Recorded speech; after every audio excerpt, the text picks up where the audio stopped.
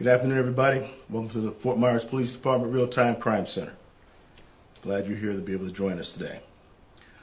On February 14, 2017, the Fort Myers Police Department was called to the Maple Crest Apartments after Earl Antonio Joines called 911 to report the death of his live-in girlfriend, Heyzel Obando.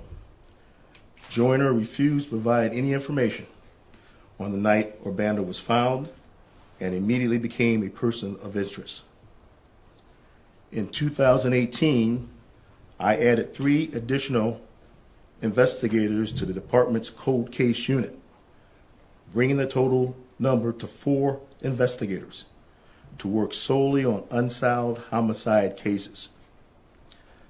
The Fort Myers Police Department has a commitment to solving homicide cases no matter how old or cold they have become.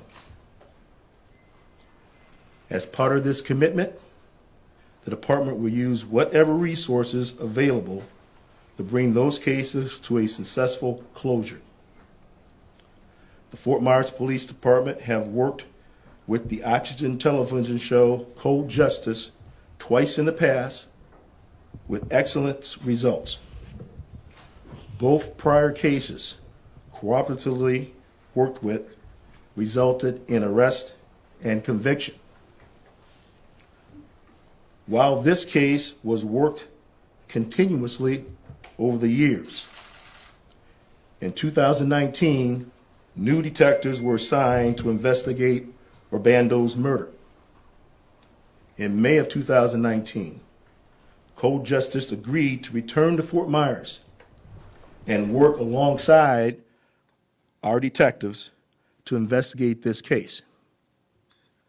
When Cold Justice arrived, detectives were looking to put the final pieces together in this case and locate additional witnesses, which they did.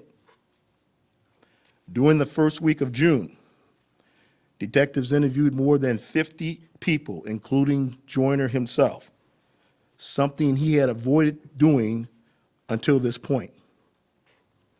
Additionally, several expert witnesses re-examined the evidence in this case. The case was presented to the State Attorney's Office on June 7, 2019, and the State Attorney's Office agreed to issue an arrest warrant for Earl Antonio Joines for second-degree murder. Mr. Joines was arrested on June 8th in Lake Wales, Florida, with the assistance of the Lake Wales Police Department and the Polk County Sheriff's Office.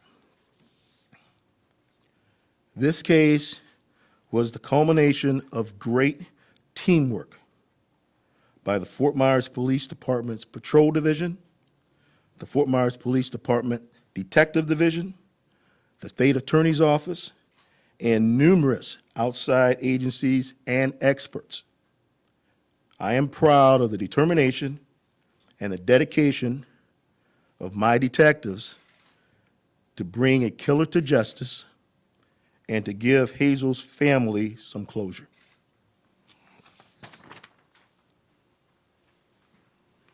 Hello, I'm State Attorney Amira Fox for the 20th Circuit. I echo the Chief's comments. We've been so pleased to work with the Fort Myers Police Department and our other law enforcement agencies here in the 20th Circuit on going forward on solving and successfully prosecuting cold case homicides. It's going to be one of my focuses as State Attorney, and I'm thrilled with our partnership here. I congratulate the Fort Myers Police Department on their outstanding work, and we continue to go forward. We will continue to dedicate as many resources as we need to, staff, in putting forward cases to solve and investigations to solve cold case homicides and to successfully bring them through the system so that we can hopefully bring some closure to families who have lost a loved one in our community. Thank you.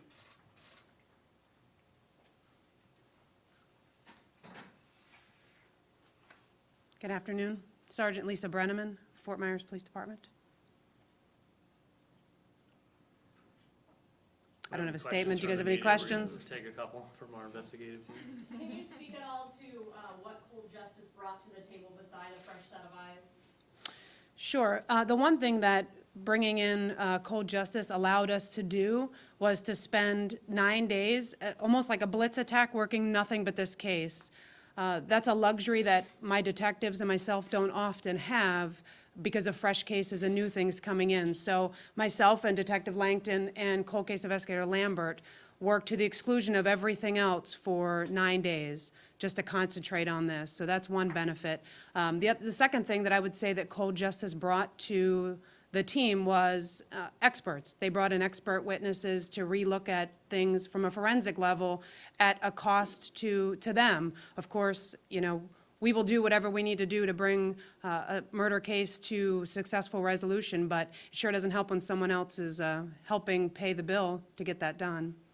How was this case selected out of other homicide cold cases that the department currently has? This case, we believed, had a high level of solvability. We believed that we were very close to arresting the person responsible, which we suspected was Earl Joyner from the beginning.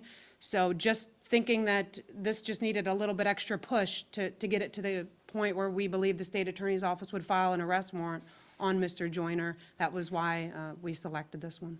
What evidence was lacking in the beginning to be able to, you know, identify him as a person as who you can arrest for this? Well, Mr. Joyner was always a person of interest in this case. He was always the one that we had focused on.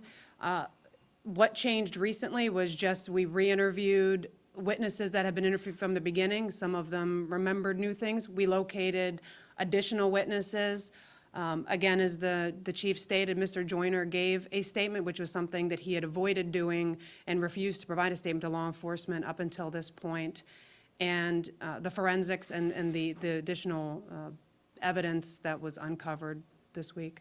And is there any indication of why he may have changed his mind, or was there any incentive given for Joyner to finally interview? Excellent police work. Detective Langton is a skilled investigator and convinced Mr. Joyner to provide a statement. Was that a crucial part of moving forward his arrest?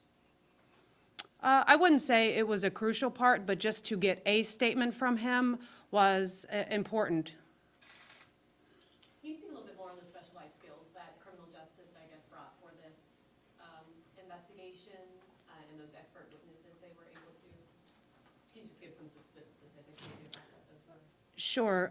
Cold Justice hired DNA labs, and they paid for extensive amount of additional DNA testing in this case, as well as they brought in a digital forensic expert to reanalyze several pieces of forensic evidence that were seized during the investigation, and just to really put that together for us. And these are all things the department can currently do on its own, correct? Just They can. However, again, similarly to the fact that our detectives have numerous cases and we can't always just focus on one thing, our forensic team, you know, has a multitude of cases and a multitude of things that they work on and that we demand of them as well. So to have one person to focus solely on this forensic information and to put it together for us was something that we don't normally have the luxury of. do you expect to work with cold justice again in the future? I'd love to. You know, I agree. Again, I'll reiterate what the chief said. Whatever resources that we can bring in to bring a case to successful resolution, that's what I want to do. You know, none of us here have a chip on our shoulder. I don't care what it takes to bring a killer to justice, you know, and to solve this case and give some closure to the family. So if they like any of our other cases and they want to come down and work it, I'm all for it. How many cases do you guys currently have? How many cold cases? We have about 175 dating back to 1975.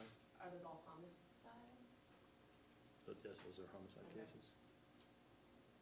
I guess how many are you actively working at a time?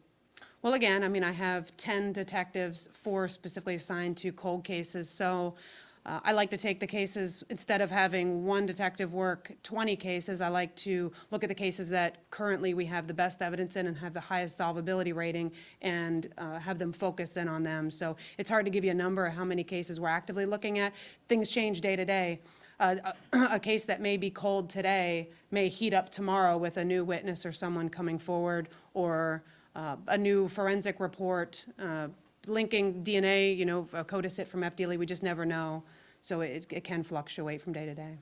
Cole Justice mentioned that they had, and you all had, really helpful witness encounters while you re-examined this case. How important was the public to this case, and how important could they be in future cases as a message to them today? Obviously, going forward, we interviewed in excess of 50 people in this case, and I believe that there are people out there that have information on this homicide that maybe we've never spoken to or we've never identified. So, you know, I would implore the public that if they have anything, any piece of information about this case, they're familiar with Heyzel Obando, they're familiar with Earl Joyner when he lived in Key West, when he lived in Fort Myers, when he lived in Lake Wales, in Winter Haven, where he grew up. If anyone has any background information on him, you never know what's going to be important until we get it and put it together with the pieces. So if anyone has any information, hasn't come forward, we sure like to hear from him. Do you have any idea what Mr. Joyner's been doing in the 3 years since this investigation started?